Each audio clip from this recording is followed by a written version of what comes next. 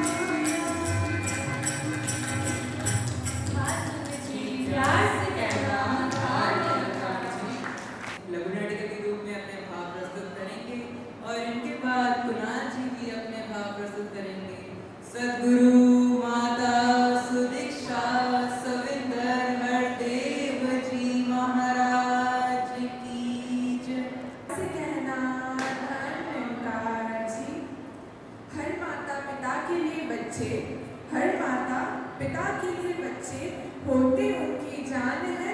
सत्संग से जुड़कर ये बच्चे बनते मानवता की पहचान है।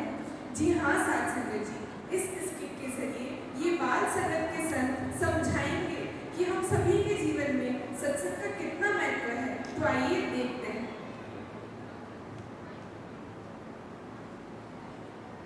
चलो बेटा, संगत के लिए तैयार हो जाओ। नहीं नहीं चल पाएंगे। क्यों बेटा, सत्संग क्यों नहीं जाओगे? क्या हुआ? मम्मी, हमारा होमवर्क इनकम्प्लीट है, इसलिए पापा को मना कर दो ना कि हम संगत नहीं चल पाएंगे। प्लीज मम्मा, प्लीज। ओके ओके बेटा, मैं बात करती हूँ पापा से। थैंक यू मम्मा। चलो जल्दी चलो, आज हमें संगत में जल्दी जाना है। और बच्चे क्या है, बुलाओ बच्चों को। बच्चों इधर आना। तो वो मैं तो तैयार हूँ, पर बच्चे आज सत्संग नहीं चल पाएंगे।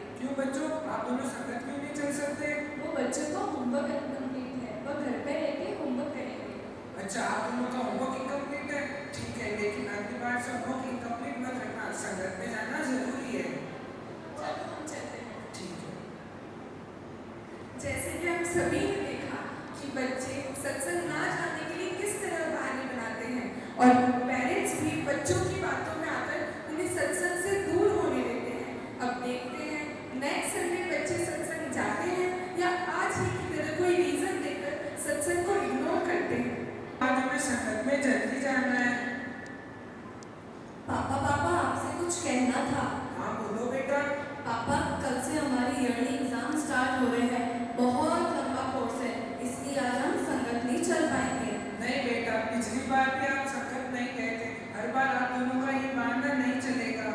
नहीं पापा, हम बहाना नहीं बना रहे, हमें सच में घर रह के पढ़ाई करनी है। प्लीज पापा प्लीज। अच्छा ठीक है, अगर आप दोनों सिर्फ पढ़ाई के लिए रुक रहे हो तो सिर्फ पढ़ाई करना, लेकिन नो मोबाइल और नो टीवी, सिर्फ पढ़ाई पे ध्यान देना। ठीक है पापा।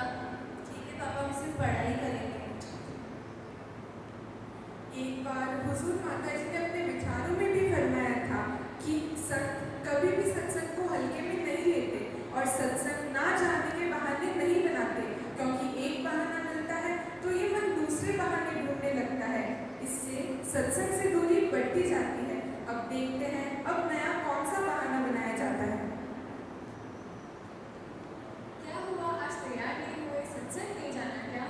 नहीं, आज हम लोग संगत नहीं जाएंगे। आज तो मैंने मूवी का प्लान बनाया है, आज हम सब मूवी देखने चलेंगे। हाँ हाँ, मूवी देखने चलेंगे। वैसे मेरा घर का काम भी नहीं हो रहा था। जब तक मूवी का टाइम होगा मेरा काम भी हो जाएगा और आज तो डिनर भी बाहर ही करके आएंगे। हाँ हाँ पापा, चलो चलो, बहुत मजा आएगा। थैंक यू पापा, हम तैयार होकर आ जाते हैं। पवित्र पावन हरदेव वाणी में लिखा है, यदि कोई बंदा सत्संग से दूर दूर हो जाता है, प्यार गुरु का उसके मन में कायम ना रह पाता है। तो ऐसे सत्संग जी इन संतों के जीवन में सत्संग से दूरी बढ़ती गई। अब देखते हैं संगत की कमी के कारण इन संतों को क्या क्या प्रॉब्लम्स फेस करनी पड़ती है। अरे रिया बेटा, आज आपका रिजल्ट आने वाला था ना, क्या हुआ उसका? बस पापा वही देख रही हूँ। ओह, मेरे साथ ही ऐसा होना था क्या? क्या हुआ रिया बेटा, क्या रहा आपका रिजल्ट? पापा, मैं ये एग्जाम क्रैक नहीं कर पाई। कोई बात नहीं बेटा, असफलता और सफलता तो जीवन का हिस्सा है, ये तो हमारे जीवन में बने ही रहता है। आप निरंकार पे भरोसा रखो, देखना आप सफल जरूर होगी। पर पापा, मैंने जो मेहनत की थी उसका क्या? मुझे तो उसका रिजल्ट नहीं मिला ना, मेरे साथ ही ऐसा क्यों होता है? कोई बात नहीं बेटा, आप इस बार और अधिक मेहनत करना, देखना आप सफल जरूर होगी। नहीं पापा, मैं अपनी लाइफ में कभी सक्सेस नहीं हो सकती। आई एम अ लूजर पापा, मेरा पूरा करियर खराब हो गया। मैं जा रही हूँ, मुझे नहीं करनी कोई भी पढ़ाई। संता कोलो बेमुख बंदा सुख चैन नहीं पा सकता, साथ संगत दी कृपा बाजो खुद नू नहीं बदला सकता। ऐसे ही साथ संगत जी इन संतों के जीवन में सत्संग की कमी के कारण कई प्रॉब्लम्स आई। अब देखते हैं सत्संग की कमी के कारण इन महापुरुषों को और क्या क्या प्रॉब्लम्स फेस करनी पड़ती है। आ गए बेटा कॉलेज से? हाँ मम्मा।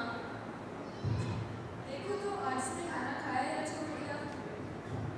अरे ये क्या, तुम्हारे बैग में सिगरेट? अरे छोड़ो ना मम्मा, क्या दिन में मेरा बैग चेक करते रहते हो?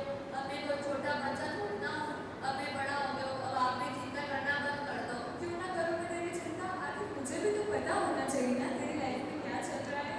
अब आप बेफिक्र मत करो, अब मैं बड़ा हो गया हूँ, अब मैं सब हैंडल करूँगा। मुझे पता है मेरे क्या राइट है और क्या रॉन्ग। आप मेरी लाइफ में इंटरफेयर ना करो तो ही अच्छा है। तुम ऐसे बात करते हो अपनी माँ से? राहुल मेरी बात तो सुनो। राहुल मुझे सुनना, मैं जा रहा हूँ यहाँ से। संपूर्ण हरदेव वाणी में लिखा है, कभी कोई नशा ना करना, इससे होती हानि है, सदा इसी के कारण बिगड़ी जीवन की कहानी है। सत्संग जी सत्संग की कमी के कारण इन महापुरुषों की लाइफ में इतनी बड़ी प्रॉब्लम्स आई। अब देखते हैं ये इन प्रॉब्लम से कैसे बाहर आते हैं। तुम्हें पता है आज रिया का रिजल्ट आया और रिजल्ट अच्छा ना आने के कारण मुझे लगता है उसने बहुत ज़्यादा टेंशन ले ली है और डिप्रेशन में चली गई है। अच्छा, मुझे तो पता भी नहीं था। रिया भी प्रॉब्लम में है? रिया भी प्रॉब्लम है मतलब? अब राहुल को क्या हुआ है? जब आज राहुल कॉलेज से आया तब मैंने उसके बैग में सिगरेट देखी। क्या तुमने उसके बैग में सिगरेट देखी? हाँ, जब मैंने उससे इस बारे में पूछने की कोशिश की, उसने मुझसे ढंग से बात तक नहीं की। मुझे तो लगता है वो गलत संगति में चला गया है। हाँ, चिंता की बात तो है। जो बेटी है वो डिप्रेशन में जा रही है और जो बेटा है उसने तो गलत संगत ही पकड़ ली है। इसमें कहीं ना कहीं हमारी गलती है और आज हमारी वजह से हमारे बच्चे परेशान हैं। हाँ, तुम ठीक कह रही हो। अगर उस समय हम बच्चों को संगत से दूर ना करते, निरंकार के एहसास से दूर ना करते, तो आज उनकी ये हालत गलती तो हमारी है, वो तो उस टाइम बच्चे थे, उन्हें संगत का महत्व क्या पता। उन्हें संगत से जोड़े रखना तो हमारी जिम्मेदारी थी। उन्हें संगत से ना जोड़कर हमने अनजाने में उन्हीं का बुरा कर दिया। अब हमें ही हमारी गलती सुधारनी होगी। हम दोनों बच्चों को बुलाते हैं और उनसे बात करते हैं। हाँ बच्चों, इधर आना तो। जी मम्मी पापा। बेटा इधर आओ, हमें आपसे कुछ बात करनी है। आंटी पापा बोलिए। बेटा आजकल आप दोनों संगत को कितना समय दे पा रहे हो? पापा सत्संग के लिए तो समय ही नहीं मिल पाता। हाँ पापा, सारा समय तो पढ़ाई और कॉलेज में ही निकल जाता है। बेटा जैसे आपको पता है, जैसे जैसे आप दोनों संगत से दूर हो रहे हो, वैसे वैसे आपका जो बिहेवियर है, आपकी जो सोच है, उसमें काफ़ी चेंजेस आने लग गए हैं। हाँ बेटा, जैसे कि पढ़ाई में तो बहुत मेहनत करती हो, लेकिन निरंकार के एहसास के बिना पढ़ाई तुम्हारे अहंकार का कारण बनती जा रही है। इसीलिए तुमने अपने रिजल्ट को निरंकार की रजा न मानकर अपनी असफलता मानी और तुम परेशान हो गए। और आप राहुल बेटा, आप तो सही गलत में फर्क ही भूल गए। आपको पता है आपने आपकी मम्मी से किस तरीके से बात की? जब मुझे इस बात का पता चला तो आई वॉज जस्ट शॉक कि आप ऐसा कुछ बोल भी सकते हो। बेटा आपको पता है आप दोनों के साथ ये सब क्यों हुआ? आप दोनों निरंकार के एहसास से दूर हुए, इसलिए आपके साथ ये सब हुआ। सॉरी पापा, सॉरी मम्मा। संगत से दूर होने के कारण मुझ में अहंकार का भाव आ गया और मैं निरंकार की रजा में राजी नहीं रह पाई। और पापा, मेरी गलतियों की तो कोई लिमिट से नहीं थी। मैं तो जितना सॉरी बोलूँ उतना ही कम है। अब हम आपसे वादा करते हैं कि हम कभी संगत मिस नहीं करेंगे और हमेशा सद्गुरु माता जी के वचनों पर चलने की कोशिश करेंगे और सेवा सत्संग चिंतन से जुड़े रहेंगे। थैंक यू सद्गुरु माता जी। संपूर्ण हृदय वाणी में लिखा है, धन्य है माता पिता बच्चों को सत्संग से जो जोड़ते, नेकी और भलाई वाले मार्ग पर है मोड़ते। तो आइए साथ समझिए, हम सभी मिलकर सद्गुरु माता जी से अरदास करते हैं कि ये वचन सिर्फ हमारे बोलों तक ही नहीं, हमारे कर्मों में भी आ पाए। सत्संग में मिलता है सुखों का खजाना, आप भी आना संग बच्चों को भी लाना, आप भी आना संग बच्चों को भी लाना। सत्संग जी प्यार से तो सत्संग जी हमारे साथ एक और बाल संत हर्षिता जी भी हैं जो कि अभी अपने भाग रख रहे हैं। पूर्ण सतगुरु निज भक्तों की हर मुश्किल आसान करे। पूर्ण सतगुरु निज भक्तों पर मेहर करे, आसान करे। पूर्ण सतगुरु निज भक्तों की रहमत से बरता है। पूर्ण सतगुरु निज भक्तों पर आई आफत रहता है। नारायण जी के हर और मेरे जो मेरे गुरु की पुस्तक के हैं, तार श्रद्धा सतगुरु की नजदीक निकाल। तो सत्संग जी यही है हमारे बाल संत, हमारे आगे आने वाले मिशन का फ्यूचर। तो सत्संग जी अभी जोरदार तालियों के साथ स्वागत करते हैं कुणाल जी का, जो कि एक हिंदी स्पीच लेकर आ रहे हैं, और उनके बाद नागौर से सोनू जी भी स्टेज के पास आ जाए। सद्गुरु माता से दीक्षा जी की कृपा से आज ये बाल समागम आयोजन हो रहा है। ये उन्हीं की शिक्षा है, ये उन्हीं की सिखलाई है। सत्संग जी हमारे मिशन में बार बार कहा भी जाता है कि कुछ भी बनो मुबारक है, पर पहले तो इंसान हो। क्योंकि आज के टाइम में हम देखते भी हैं जो इंसानों के जो कर्म हैं वो इंसानों वाले नहीं रहे। हम देखते भी हैं कि एक इंसान अपने स्वार्थ में इतना डूब जाता है कि वो सामने वाले इंसान को बड़े से बड़ा नुकसान पहुंचाने के लिए भी तैयार हो जाता है। और भी हमारी लाइफ में ऐसे एग्जाम्पल्स है जिससे ये प्रूव होता है कि आज का जो इंसान है उसमें लैक ऑफ ह्यूमन वैल्यूज है, वो मानवीय गुणों की कमी है जो इंसान में होनी चाहिए। इसीलिए हमारे मिशन में बहुत बार बार दोहराया जाता है कि कुछ भी बनो मुबारक है, पर पहले तुम इंसान बनो।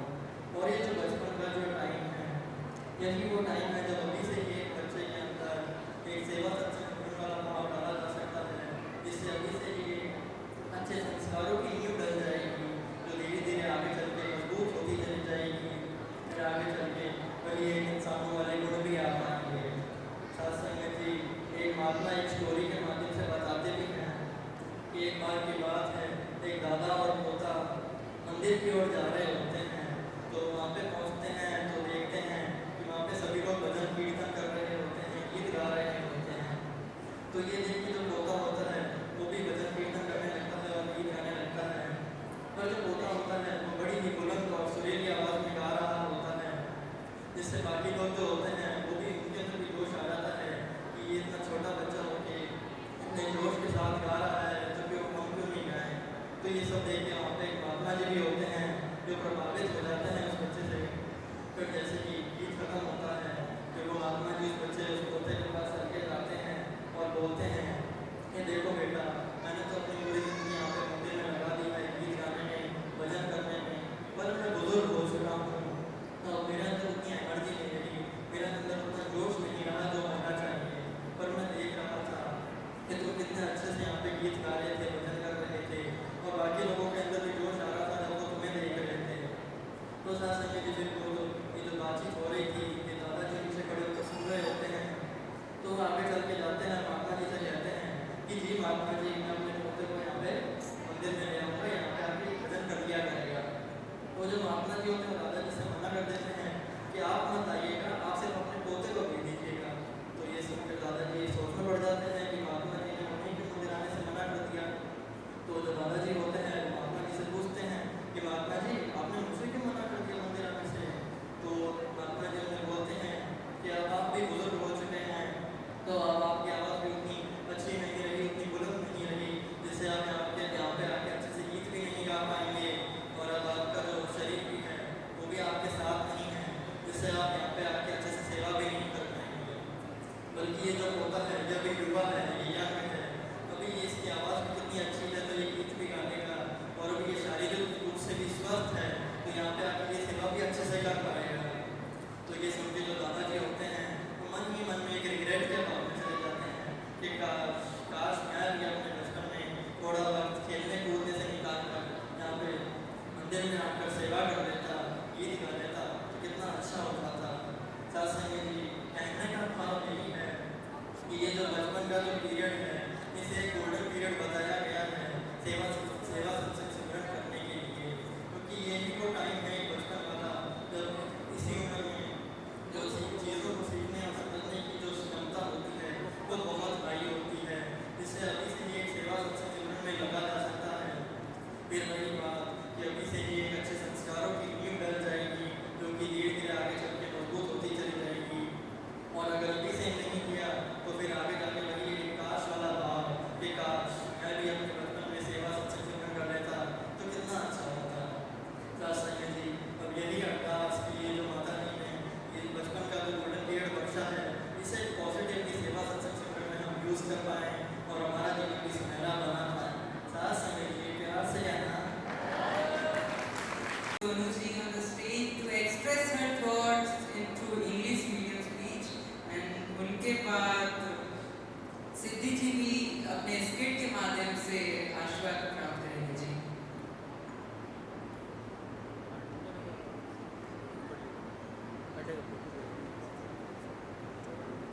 Holy Saints, say with love, joy, the Nirankarji.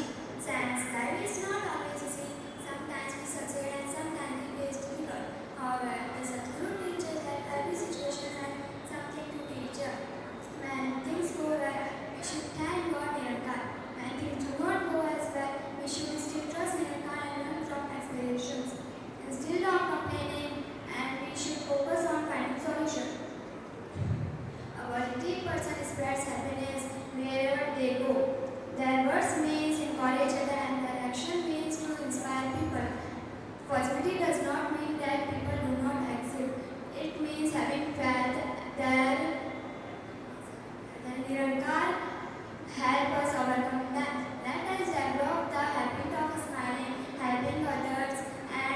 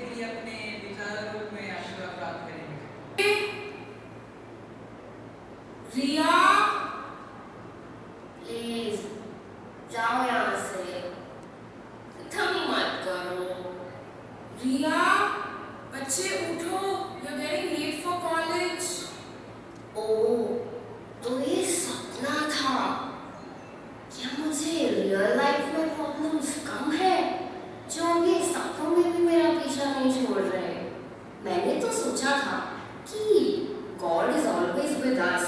खुदा तो हमेशा हमारी हिफाजत करते हैं ना, फिर मेरी लाइफ में इतने अप्स एंड डाउन्स क्यों हैं? क्यों हमेशा मेरे फ्रेंड्स मुझे मुसीबत में अकेले छोड़ के चले जाते हैं? क्यों कोई मेरी हेल्प नहीं करता? गुड मॉर्निंग रिया।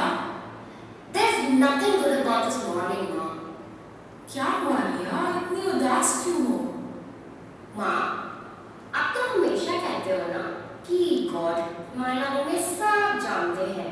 मैं कैसी हूँ, क्या करती हूँ, क्या सोचती हूँ, उन्हें सब पता है। बट माँ, मुझे ऐसा नहीं लगता। राधा, मेरे मन में उनके लिए कुछ सवाल है जो मैं गॉड से डायरेक्टली पूछना चाहती हूँ। मैं उनसे बात करना चाहती हूँ माँ। अच्छा, तो अब मेरे बच्चे को गॉड से बात करनी है। Very simple. आप ना दिल से गॉड को याद करो और फिर देखना गॉड आपको सारे सवालों के जवाब देंगे।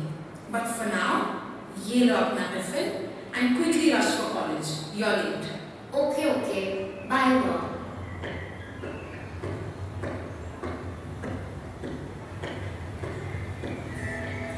अरे, आप ठीक तो हो ना? हाँ हाँ, मैं ठीक हूँ। अगर आप ठीक हो तो इतने उदास क्यों बैठे हो? अरे कुछ नहीं, बस काफी देर से कुछ खाया नहीं ना, तो इसलिए भूख थोड़ा परेशान सा कर रही है। ओह, आपको भूख लगी है? अच्छा रुको एक मिनट।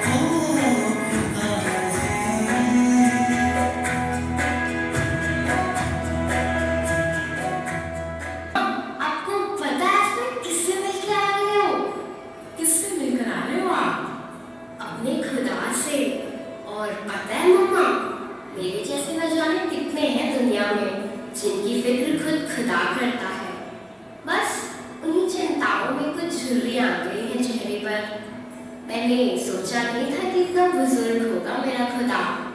बुजुर्ग? हाँ माँ, पर चेहरे पर जो मुस्कान थी ना, मानो एक ही मुस्कान ने मेरी सारी चिंताओं को एक पल में दूर कर दिया। बैठी रही हूँ उनके साथ और अपने दिल की हर बात ऐसे खोल के रख दी जैसे एक मरीज डॉक्टर के आगे अपनी बीमारी खोल के रखता है। और माँ, जैसे ही उन्होंने मुझे गले से लगाया, मेरे सिर पर अपना हाथ फेरा, ऐसा लगा कि मेरी हर खता, हर कमजोरी उन्होंने हमेशा के लिए दूर कर दिया। सच्ची माँ, बस सुकून है खुदा की गोद में, सिर्फ सुकून। हो मैं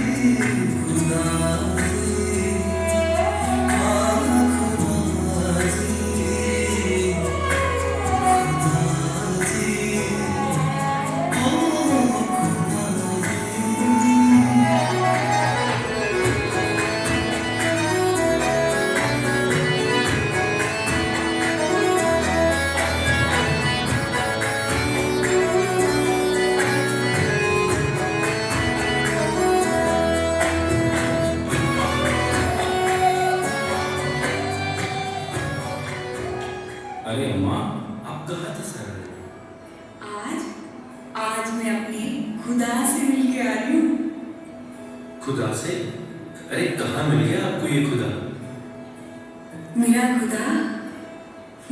खुदा मिला मुझे पार्क में। पता है, भूख से बेहाल होकर जब मैं इसको याद कर रही थी ना, याद भी क्या ही कर रही थी, सच पूछो तो इससे शिकवा ही कर रही थी। क्या खुदा, अब भूख से और कितना बेहाल करोगे? अच्छा, फिर? बस फिर क्या था, आ गया मेरा खुदा।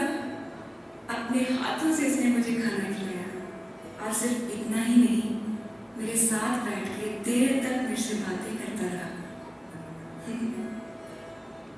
मैंने कभी नहीं सोचा था कि उम्र में इतना छोटा होगा मेरा खुदा, मेरा प्यारा खुदा।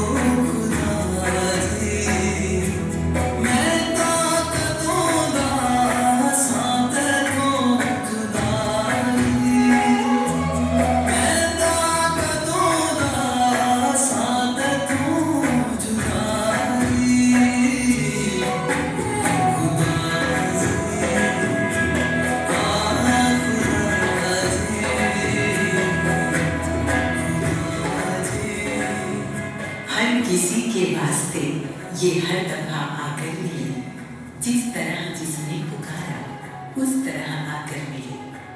है अलग इनकी नवाजिश, है अलग इनका मिजाज, बावजह या इनसे कोई बेवजह आकर मिले। हर बशर है रूप इनका, सो किसी भी रूप में मुझको उलझा देखकर मेरे खुदा आकर मिले। मुझको उलझा देखकर मेरे खुदा आकर मिले।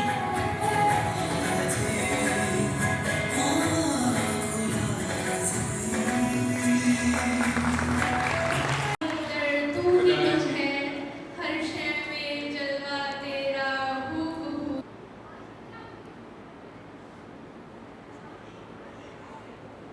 साथ संग जी प्यार से कहना घर अंदाज जी।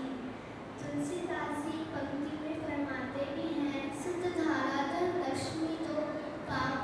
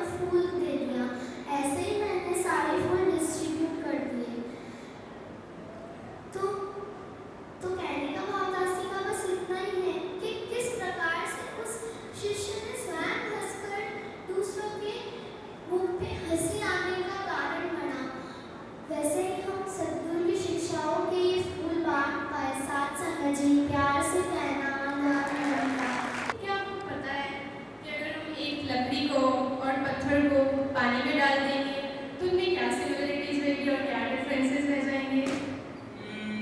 नहीं मापुशो, दास को तो नहीं पता, पर यहाँ मौजूद बालसन को पूरी सात समझ में से कोई आंसर देना चाहेगा?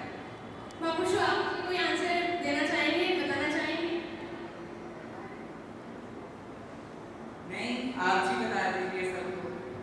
तो सत्संग जी, अगर हम एक पत्थर को और एक लकड़ी को पानी में डालते हैं तो उनमें सिमिलरिटीज तो ये है कि दोनों ही पानी को ले लेते हैं, एब्जॉर्ब कर लेंगे, लेकिन डिफरेंसेस ये है कि जो पत्थर है वो ऊपर से पानी को लेगा, अंदर नहीं डालेगा,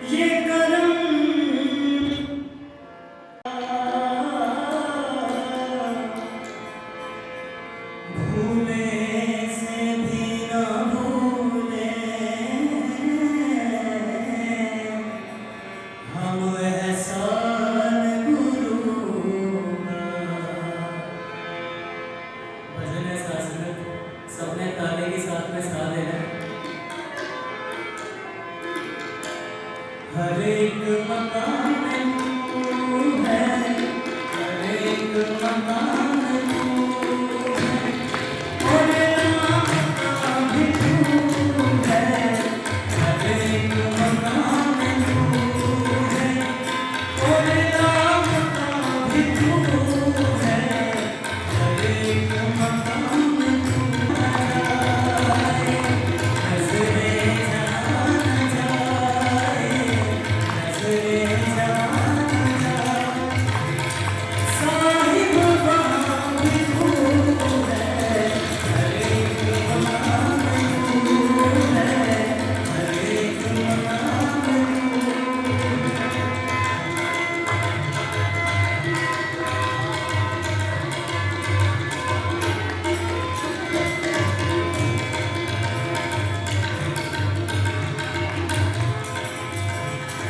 जिसको पढ़ा सुना था वो रूबरू हुआ है, जिसको पढ़ा सुना था वो रूबरू हुआ, बख्शी से सतगुरु ने पर्दा उठा लिया है, बख्शी से सतगुरु ने पर्दा उठा लिया, सब पर नजर जो रखता, सब पर नजर जो रखता, वो पास पास तू है, हर एक मकान में तू है, हर एक मकान में तू है।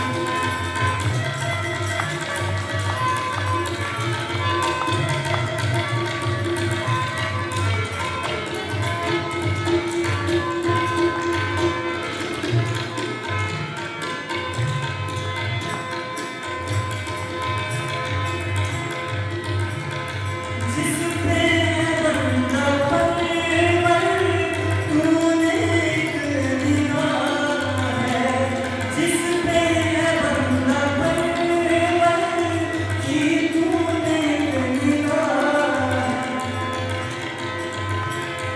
दासों का दास भी वो दुनिया का शहंशाह है, दासों का दास भी वो दुनिया का शहंशाह है। मकान तू है, हर एक मकान तू है।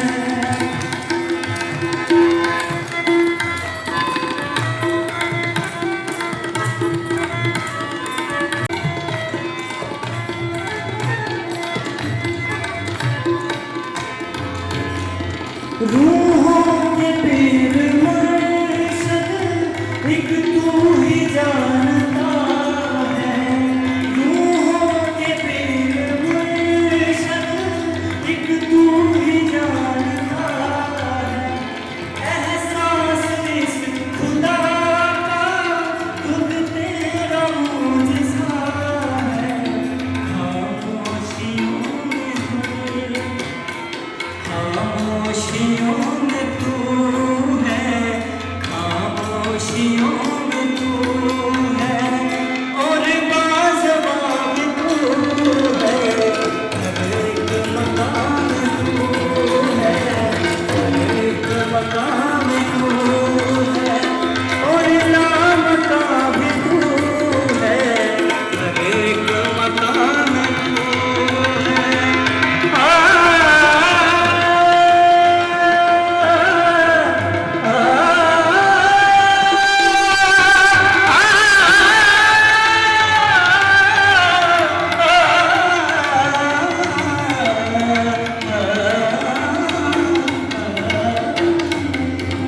हमारे जोन के सभी मुख्य महात्मा महापुरुषों के स्वागत के लिए आगे आ जाएं।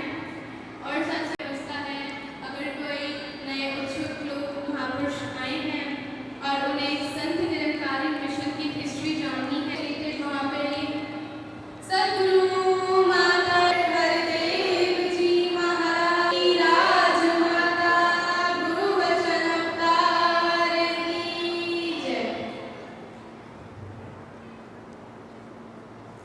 तो साथ संगत जी, अभी हमारे जोनल इंचार्ज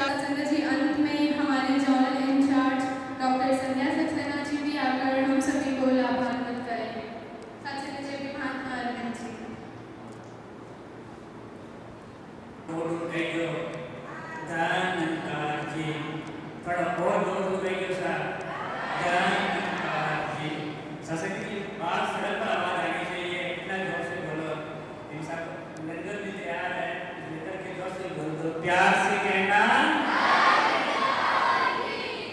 सा संगत